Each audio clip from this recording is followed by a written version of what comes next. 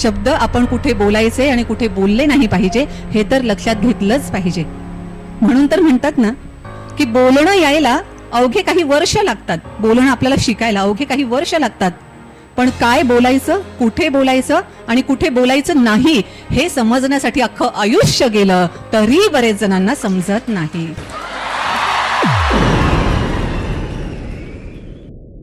कारण या अशाच शब्दांच्या संबंधानं जसं आपण बोलायला लागतो आणि शब्द आपल्या अवतीभोवती फिरत राहतात, तशीच अजून एक बाब आहे जी जन्मतःच आपल्यासोबत येत असते, ती म्हणजे अनुभव. अगदी जन्मापासून आपल्याला कोणते ना कोणते तरी अनुभव येत राहतात. या अनुभवांकडे आपण कसं पाहतो, त्या अनुभवांवरून आपण कसं शिकतो आणि त्या अनुभवातून काय फायदा करून घेतो यावर खरं त्या व्यक्तीचं व्यक्तिमत्व डेव्हलप होत असतं. एकाच व्यवसायातले एकाच गावात असणारे ते दोन व्यावसायिक होते. दोघांनाही त्यांच्या व्यवसायामध्ये नुकसान झालं. एक व्यावसायिक जो होता तो नशिबाला दूषणं देत तसाच रडत बसला, माझं नशीबच खराब आहे, माझा व्यवसाय बुडालाच, आणि तो आयुष्यभर तसाच रडतच बसला. पण दुसरा जो होता त्यानं लगेच अभ्यास केला की नेमकं माझ्या व्यवसायामध्ये काय चुकलं, मी आणखी काय केलं असतं तर व्यवस्थितरित्या सगळं मला करता आलं असतं आणि माझा व्यवसाय भरभराटीला गेला असता. हा सगळा अभ्यास त्यानं केला, सिंहावलोकन त्यानं केलं आणि पुन्हा एकदा जोमानं व्यवसाय सुरू केला आणि त्याची भरभराटच झाली.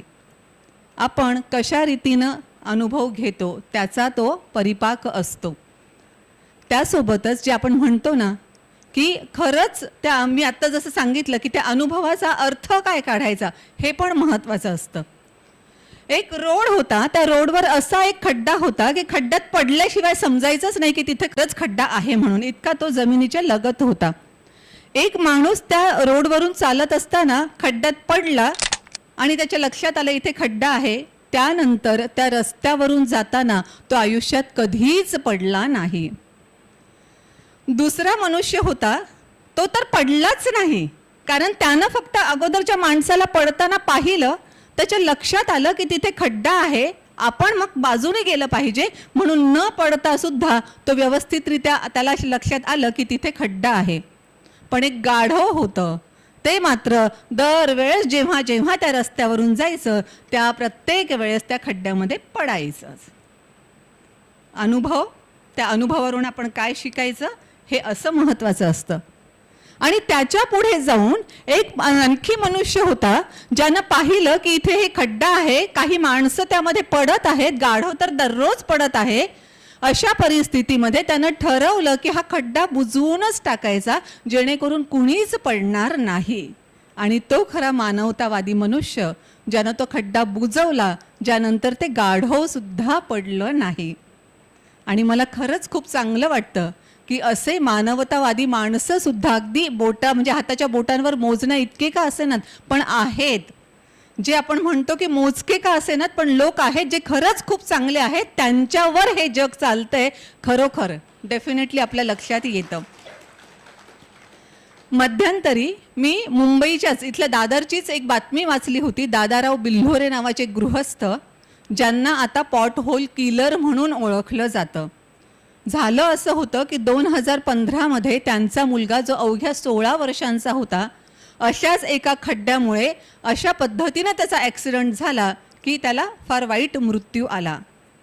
त्या मृत्यूतून सावरल्यानंतर ह्या दादाराव बिल्होरेंनी ठरवलं की माझ्या मुलाचा मृत्यू ज्या पद्धतीनं झाला तसा मृत्यू इतर कोणाचाच व्हायला नाही पाहिजे, आणि आई वडील म्हणून आम्हाला जे दुःख सहन करावं लागलं ते दुःख कोणत्याही व्यक्तींच्या वाट्याला यायला नाही पाहिजे. हा मनुष्य दादाराव बिल्होरे फार श्रीमंत वगैरे वगैरे ॲब्सोल्युटली काहीही नाही, अगदी साधारण मनुष्य. पण हा मनुष्य स्वतःच्या खर्चानं जे काही सामान लागतं खड्डे बुजवण्यासाठी ते सामान खरेदी करतो आणि स्वतःच तो खड्डे बुजवतो. 50,000 पेक्षाही जास्त खड्डे यांनी बुजवलेले आहेत. त्यासोबतच आणखी काही माणसं अशी आहेत, मुंबईमध्ये आहेत, बाकीच्या आणखी छोट्या मोठ्या शहरांमध्ये पण आहेत, ज्यांना प्रसिद्धीचाही हव्यास नाही, आपण कुणासाठी तरी करतो, आपली दखल घेतली गेलीच पाहिजे असं सुद्धा त्यांना अजिबात वाटत नाही. ते इमाने इतबारे मला करावं असं वाटतं म्हणून मी केलं पाहिजे एवढाच विचार ठेवून करतात. पाणी पाणी वाचवा पाणी वाचवा आपण आता सगळीकडे म्हणत असतोच. पूर्वी आपण म्हणायचो की पाण्यासारखा पैसा त्यानं लग्नात खर्च केला, आता पैशासारखं पाणी खर्च केलं असं काही म्हणण्याची वेळ येईल की काय माहिती नाही. या परिस्थितीमध्ये नळ गळके असतात, नळांमध्ये त्या पूर्ण लाईनमध्ये काहीतरी प्रॉब्लेम असतो आणि म्हणून बऱ्याच ठिकाणी टपटप टपटप पाणी सतत वाहत असतं. अशा परिस्थितीमध्ये अनेक माणसं अशी आहेत जी नळ दुरुस्तीचं सगळं साहित्य ते किट आपल्यासोबतच वागवतात आणि जिथे कुठे पाणी असं वाया जाताना दिसतं तिथे ते लगेच त्याची दुरुस्ती करतात आणि ते पाणी वाचवतात. अशी ही मानवतावादी माणसं आहेत आणि म्हणूनच या मोजक्या लोकांवरच खरं हे आपलं जग टिकून आहे. सत्यानडेला त्यांचं उदाहरण तुम्हाला माहीत असेलच. म्हणजे तंत्रज्ञान क्षेत्रातलं अतिशय मोठं नाव हे सत्यानडेला.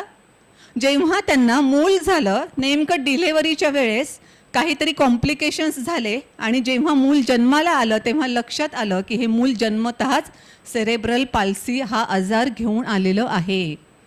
डॉक्टरांनीही सांगितलं की याचं आयुष्य किती असेल सांगता येत नाही, पण जेवढं असेल त्या पूर्ण आयुष्यभर त्याला वैद्यकीय उपचारांची गरज भासणार आहे आणि तो स्वतः काहीच करू शकणार नाही. त्याला मूव्हमेंट जरी करायची असेल तर व्हीलचेअरवरूनच त्याला हलवावं लागेल. हे सगळं जेव्हा समोर आलं तेव्हा सत्यानडेला यांना खूप खूप म्हणजे अगदी फ्रस्ट्रेशनमध्ये ते गेले की हे असं का घडलं, माझ्याच बाबतीत काय घडलं. आपण नेहमी म्हणतो ना की मीच काय कोणाचं घोडं मारलं की हे माझ्या नशिबी यावं. ते सतत त्याच पद्धतीनं स्वतःचा डायलॉग त्यांचा चालू होता. पण या सगळ्या परिस्थितीत वागत असताना वावरत असताना त्यांच्या लक्षात असं आलं की त्यांची पत्नी मात्र त्या मुलाची खूप मनोभावे सेवा शुश्रूषा करणं, त्या बाळाला सांभाळणं खूप छान पद्धतीनं करते आणि तिला मात्र असं कुठलंही फ्रस्ट्रेशन दिसत नाही. ती खूप आत्मीयतेनं त्या बाळाचं सगळं करते. आणि मग जेव्हा ह्या दोघांची चर्चा झाली तेव्हा सत्यानडेलांच्या बायकोने त्यांच्या लक्षात आणून दिलं की तू का म्हणतोयस असं की हे आपल्या बाबतीतच का झालं, कारण मुळात हे आपल्या बाबतीत झालेलं नाही, हे तुझ्या बाबतीत माझ्या बाबतीत झालेलं नाही, हे जे झालं आहे ते त्या बाळाच्या बाबतीत झालेलं आहे. आणि आता आपलं आई वडील म्हणून कर्तव्य आहे की त्या बाळाला जेवढं वर्ष ते बाळ जगेल तेवढे वर्ष आपण त्याला चांगल्यात चांगलं आयुष्य कसं देऊ शकतो. आणि त्या क्षणापासून सत्यानडेला यांचं बघण्याचा दृष्टिकोन तर बदललाच, वैयक्तिक आयुष्य तर बदललंच, पण बघा कुठल्या अनुभवाचा कुठे परिणाम होत असतो. त्यांचं व्यावसायिक आयुष्य सुद्धा बदललं.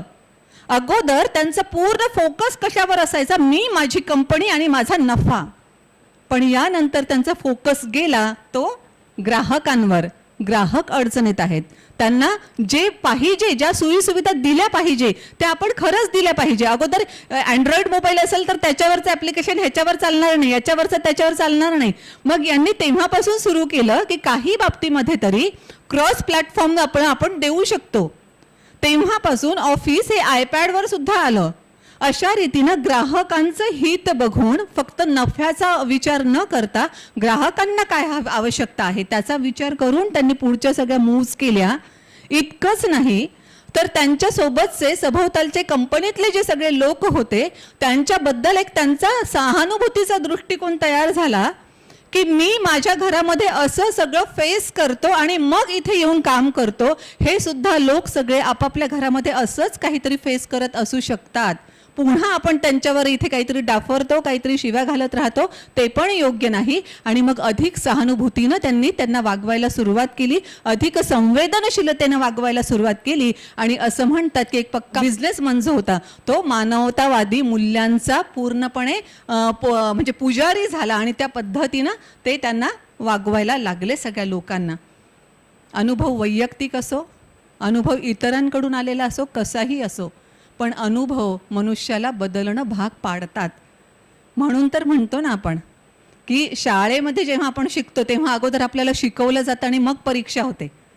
पण आपलं आयुष्य असं असतं की अगोदर आपली परीक्षा होते, पण त्या परीक्षेतून मिळालेला धडा मात्र असा काही असतो ना की तो लाईफ लॉंग आपल्या आठवणीमध्ये राहतो आणि त्याच्या आधारावर आपण बरेच काही नंतर डिसिजन्स घेत असतो. हे असं होत असतंच. म्हणून अनुभवांकडे आपण फार वेगळ्या दृष्टीनं पाहिलं पाहिजे. त्या अनुभवांतून आपण किती चांगल्या रीतीनं काय शिकू शकतो हे सुद्धा बघितलंच पाहिजे. याच अनुभवांच्या बाबतीमध्ये आणखी एक असं सांगितलं जातं की काही अनुभव हे आपल्याला दुःखी करणारेही असू शकतात, पण त्या अनुभवांच्या बाबतीमध्ये ते अनुभव सोडून आपण पुढे कसं जायचं याचाही विचार केला पाहिजे. काही अनुभव असे असतात लोकांचे, म्हणजे व्यक्ती तितक्या प्रकृती आपण जे म्हणतो, लोकांचे प्रकार असे असतात की एखादा वाईट अनुभव मला जर आलेला आहे तर तुलाही घेतला पाहिजे किंवा तू पण त्याला बळी पडला पाहिजे. आपण म्हणतो ना की सासवांचे 2 प्रकार असायचे. एक सासू अशी असायची की माझ्या सासूनं मला खूप छळलंय, त्याच्यामुळे जेव्हा ती छळते तेव्हा मनाला शरीराला काही यातना होतात मला माहीत आहे, म्हणून मी माझ्या सुनेला लेकीसारखं फुलासारखं आदर ठेवेल, अलगट ठेवेल, अशी म्हणणारी एक सासू असते. आणि दुसरी सासू अशी असते, मीही तर सहन केलंच ना माझ्या सासूचं, मग तुला न सहन करायला काय झालं. तशा पद्धतीनं आपल्या समाजात आजही दुर्दैवानं असे लोक आहेत की जे मुद्दाम मिसगाईड करतात. अशा मिसगाईड करणाऱ्या लोकांनाही आपण वेळीच ओळखलं पाहिजे.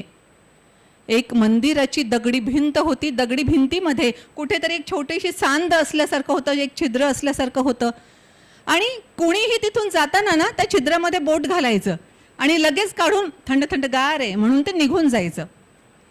हे असे सगळे लोक चाललेत. एका मनुष्याला वाटलं की हे नेमकं आहे काय. त्यानं विचारलं की ते आतमध्ये बोट घातल्यावर होतं काय. तुम्ही घालून तर बघा म्हणे, एकदम मस्तपैकी थंड थंड गार लागतं. यानं बोट घातलं आणि विंचू जोरदार कडाडून चावला. यानं ताबडतोब हात काढला आणि मग त्याला विचारलं की आतमध्ये तर विंचू आहे, तो चावतोय, तू थंड थंड गार आहे हे काय सांगतोय म्हणे. म्हणे मग मला चावला तर तुला पण चावला पाहिजे ना, मीच एकटा कशाला त्याचा त्रास सहन करू.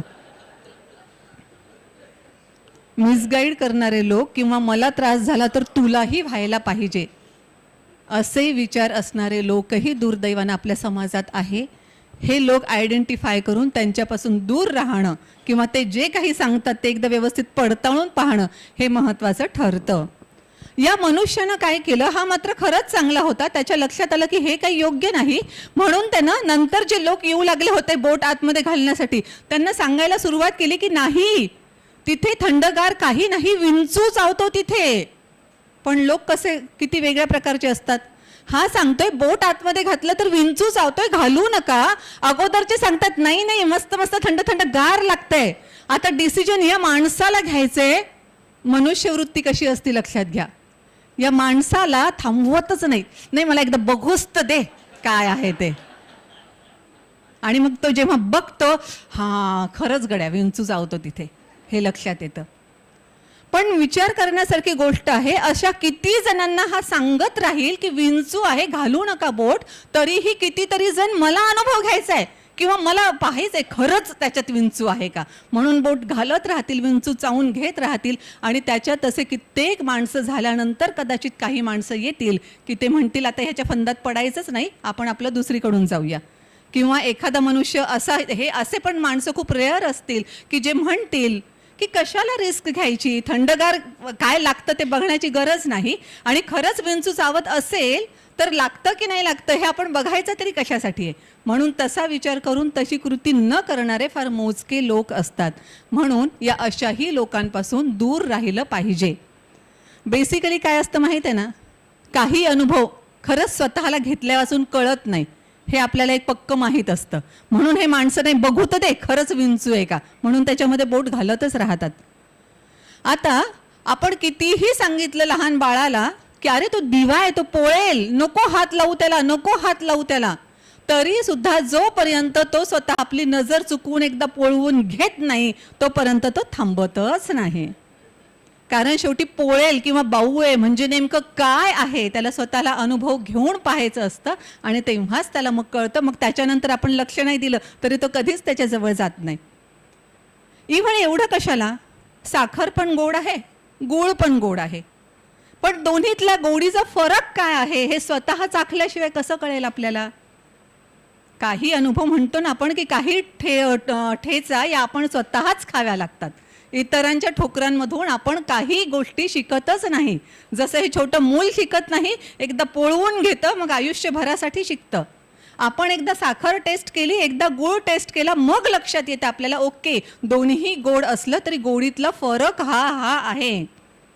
आपण लहान मुलांना कितीही सांगत असलो की अगदी छोटी छोटी रस्ता क्रॉस करताना ना उजवीकडे पाहायचं, डावीकडे पाहायचं, वाहनांचा अंदाज घ्यायचा आणि मग रस्ता क्रॉस करायचा. आता उजवीकडे पाहून डावीकडे पाहून ते वाहनं माझ्याजवळ पोहोचतील का, हे वाहनं माझ्याजवळ पोहोचतील का, त्याच्या आत मी रस्ता क्रॉस करू शकेन का, हा अंदाज तर त्या मुलालाच घ्यायचा आहे. जेव्हा तो पुढे जाईल आणि नाही ती गाडी माझी जास्त जवळ आली असं त्याला वाटेल, पुन्हा मागे सरकेल, पुन्हा मग इकडे जायला लागेल, पुन्हा लक्षात येईल की नाही ती गाडी तर खूप जवळ येते, असं करता करता त्याला एकदा अंदाज येईल की यस, गाडी इतक्या दूर दूर असल्यानंतर आपण रस्ता क्रॉस करू शकतो. हे असे काही अनुभव आपल्याला स्वतःलाच घ्यावे लागतात.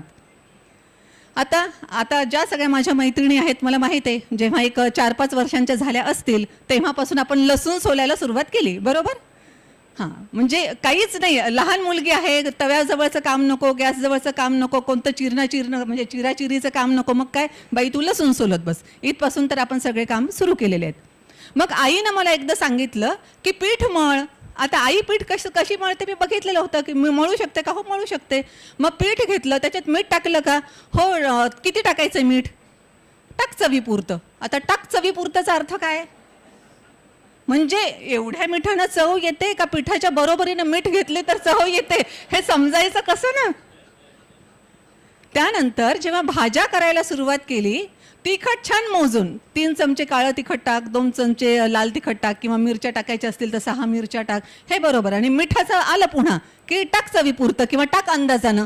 अरे अंदाजानं नाही येणार मला, कारण ते अंदाज म्हणजे 4 चमचे जर तिखट असेल तर मला वाटेल कदाचित की 4 चमचे मीठ टाकायचे किंवा 8 चमचे मीठ टाकायचे, कसं समजेल. सो अशा काही गोष्टी जेव्हा आपण करायला लागतो ना तेव्हाच ते आपल्या लक्षात येतात. म्हणून तर म्हणतात ना की जे म्हणजे पोहण्याबद्दलचे, स्विमिंगबद्दलचे कितीही पुस्तकं वाचले आणि स्विमिंगमध्ये कोणत्या पद्धतीचे प्रॉब्लेम्स, प्रॅक्टिकल प्रॉब्लेम्स येऊ शकतात याची पण आपण माहिती घेतली, सगळे उत्तरं जरी पाठ करून ठेवलेले असले तरी सुद्धा पाण्यात पडल्याशिवाय पोहणं येणार नाहीच. खरंच पोहणं शिकायचं असेल तर पाण्यामध्ये उतरावंच लागेल. पण त्यासोबतच हा पण मुद्दा आहे बरं, जे मी आत्ता शब्द वापरले, आपण म्हणून वापरतो, पण ते पाण्यात पडलं की आपोआप पोहायला शिकतं मनुष्य, पण पुनर्विचार करावा लागेल. कारण तसं डोक्यात ठेवून खरंच कोणी पाण्यामध्ये स्वतः शिकायचा प्रयत्न केला तर अवघड होऊन जाईल. आणि जर पाण्यात पडलं की हातपाय मारता येतात, पोहणं येतं, यावर आपण विश्वास ठेवणार असू तर मग स्विमिंग क्लासची गरज काय होती. पाण्यात उडी टाकायची, आपोआप पोहता येतं. मग एवढ्या मृत्यूच्या बातम्या काय येतात, म्हणजे महापुरामध्ये काही जण बुडून मेले ते आपण समजू शकतो की पट्टीचे पोहणारे सुद्धा त्यांचा स्टॅमिना पुरत नाही, पाण्याचा जेवढा विरोध असतो त्यामध्ये, आणि कदाचित त्यावेळेस त्यांचा मृत्यू होतो. पण साधं कुठेतरी फिरायला गेलेले असतात, नदी किनारी खेळत असतात किंवा कुठेतरी विहिरीच्या शेजारी खेळत असतात आणि पडतात, मग का नाही त्यांना पोहणं येत. तर हे असं थोडंसं वेगळ्या पद्धतीचं पण जे आपल्याला शिकवलं जातं त्यावर पुनर्विचार करणंही तेवढंच गरजेचं आहे. हे सगळ्या अनुभवांमधून आपण जात असताना आपल्याला वेगळ्या पद्धतीचं ज्ञानही येत असतं. आपण 3 टप्प्यांमधून जात असतो. अगदी सुरुवातीचा टप्पा जो असतो तो सगळ्या शब्दांचा, त्यानंतर जो येतो तो ह्या अनुभवांचा, आणि अनुभवामध्ये आणखी एक गोष्ट, आणखी एक 2-3 गोष्टी मी आवर्जून सांगेनच. मी जसं म्हणाले ना की अनुभव काही स्वतः घेतल्यानंतरच लक्षात येतात, तोपर्यंत लक्षात येत नाहीत. आणि अनुभवावरून शिकलं पाहिजे आपण स्वतः जाणीवपूर्वक. आता एकदम सुरुवातीचं जेव्हा माझं 98ला मी जॉईन झाले ॲज अ तहसीलदार, आणि जस्ट मी जॉईन झाले आणि लगेच आमचं प्रोबेशन यशदाला सुरू झालं. बरं, माझी सगळी पार्श्वभूमी अशी होती की तालुका प्लेसेसमधल्या जिल्हा परिषदच्या शाळांमधून मी शिकलेली होते, आणि असं सगळं शिक्षण घेत असताना संभाजीनगरसारख्या, तेव्हा औरंगाबाद होतं, ते जेव्हा तिथे आले तेव्हा औरंगाबादचं पण स्टेटस असं होतं, the fastest growing city in the Asian continent. त्यामुळे मनात कुठेतरी ती धाकधूक होतीच की बापरे एवढं मोठं शहर आहे, आपण आपल्या साध्या तालुका प्लेसेसमधून गेलेलो आणि आपल्याला काय करता येईल. पण ठीक आहे, तिथे सुद्धा वक्तृत्व म्हणा किंवा बाकीचा अभिनय वगैरे वगैरे किंवा मार्क्स एकंदरीत सगळ्या जोरावर व्यवस्थित सगळं झालं सुद्धा. पण जेव्हा आता फर्स्ट अटेम्प्टमध्ये सिलेक्शन झालं आणि आता पुण्यासारख्या शहरात जायचं आहे जिथे फाउंडेशन कोर्स आमचा 1 महिनाभराचा होणार आहे, तेव्हा मग वाटायला लागलं की आपल्याकडे नीट कपडे सुद्धा नाही आहेत, म्हणजे सगळे अधिकारीच तिथे येणार ना. सो थोडेसे तरी आपले चांगले कपडे असले पाहिजे की जे आता मी अधिकारी झाले तर अधिकारी म्हणून मला तिथे शोभले पाहिजे. आणि माझ्या भावाला नोकरी लागलेली होती ऑलरेडी, मग त्यांनी सुद्धा खूप आनंदामध्ये सांगितलं चल तुला मी 2 ड्रेस घेऊन देतो म्हणे.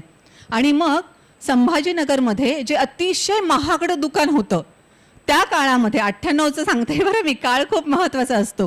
त्या काळामध्ये त्या दुकानाला काचेचे दरवाजे होते आणि त्या काळामध्ये तिथे थंड थंड वाटायचं, म्हणजे मे बी तिथे AC असेल. आता थंड थंड वाटलं की बोट आतमध्ये गेल्यासारखं वाटतंय ना. मग अशा परिस्थितीत त्यानं सांगितलं, चल मी तुला पहिल्यांदाच ड्रेस घेऊन जातो, आपण त्या महागड्या दुकानामध्ये जाऊ आणि तिथून ड्रेस खरेदी करू.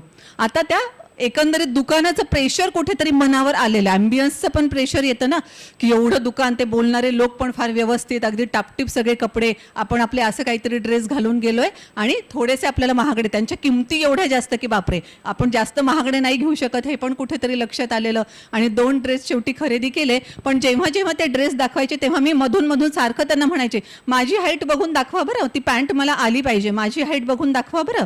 असं करता करता मग 2 ड्रेस पसंत केले, घरी आले आणि घरी आल्यानंतर तो एक ड्रेस घातला, येस छान आला, आणि दुसरा ड्रेस घातला, त्याची पॅन्ट एवढी लांब, परेशान झाले मी. बरं आता त्या दुकानात जाऊन विचारावं की म्हणजे माझी काय, कोणाचीच हाईट इतकी कशी असू शकते, हा प्रश्न मला पडलेला. आणि बदलून आणायचं किंवा ही पॅन्ट एवढी लांब कशी विचारायचं. पण ते कुठेतरी त्याचं ॲम्बियन्सचं प्रेशर एवढं मनामध्ये की कसं जाऊन त्यांना विचारू, त्यांनी काही हकलून दिलं, काही म्हटलं तर काय होईल वगैरे वगैरे, ती सगळी भीती, काय करायचं काय नाही करायचं. 2-3 दिवस माझी एवढी लांब पॅन्ट कशी असू शकते, आता हिला घालून फाडू का, काय करू, ते सगळं माझ्या डोक्यात. शेवटी मला असं वाटलं की एकी जणीकडे मी ड्रेसेस शिवायला टाकायची, आपण तिला जाऊन विचारू की ह्या पॅन्टचं असं एवढी लांब कशी काय. आणि म्हणून मी तिच्याकडे घेऊन गेले आणि मग ते माझे सगळे प्रश्न तिला विचारले, काय काय झालं सगळं सांगितलं. ती म्हणे ही चुडीदार पॅन्ट आहे, तिला खालून फोल्ड करायचं असतं, त्याच्यावरती तेवढीच लांब असते. मग मला कळालं, ओके, हे अशा पद्धतीनं काही वेगळे वेगळे अनुभव येतात सुद्धा. त्यामुळे ह्या अनुभवातून पण आपण वेगळं काही शिकत असतो.